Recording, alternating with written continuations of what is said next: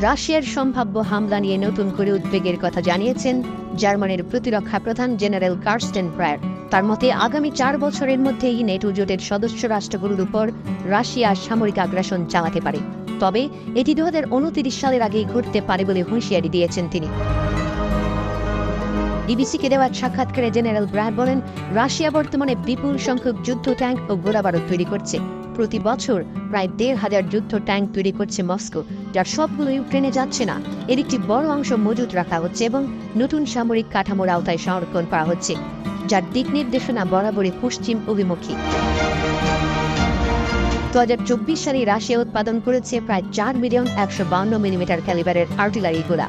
এই গোলাগুলোর সবই ইউক্রেন যুদ্ধে ব্যবহৃত হচ্ছে না, বরং ভবিষ্যতের সম্ভাব্য সংঘাতের জন্য মজুত রাখা হচ্ছে। বিশেষ করে বাল্টিক অঞ্চলের নেটো সদস্য রাষ্ট্রগুলোর উপর হামলার সম্ভাবনা উঠে এসেছে বিশ্লেষকদের মধ্যে। এই সম্ভাব্য হামলা 2029 সালে হতে পারে বলে ধারণা করা হচ্ছে। জেনারেল ব্রায়ার বলেন, যদিও এই আক্রমণের নির্দিষ্ট সময় বলা যাচ্ছে না, তবে এটুকু নিশ্চিত করে বলা যায় না যে এটি 2029 সালের আগেই হবে না।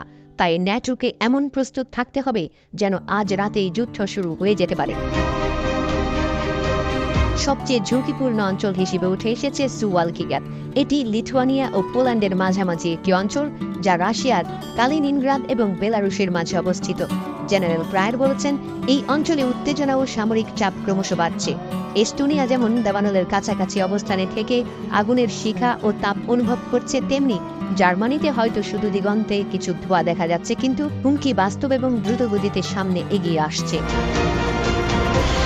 তার মতে ইউরোপের অনেক দেশের কাছে রাশিয়ার হুমকির মাত্রা এখনও সমানভাবে উপলব্ধ নয়। তবে মস্কো এই যুদ্ধকে শুধুমাত্র ইউক্রেন সীমাবদ্ধ সংঘাত হিসেবে নয়, বরং ন্যাটোর সঙ্গে বৃহত্তর সংঘাতের ধারাবাহিকতা হিসেবে দেখছে। তাই রাশিয়া এখন ন্যাটোর প্রতিরক্ষা লাইনের দুর্বলতা খুঁজছে এবং সেটি বারবার পরীক্ষা করছে।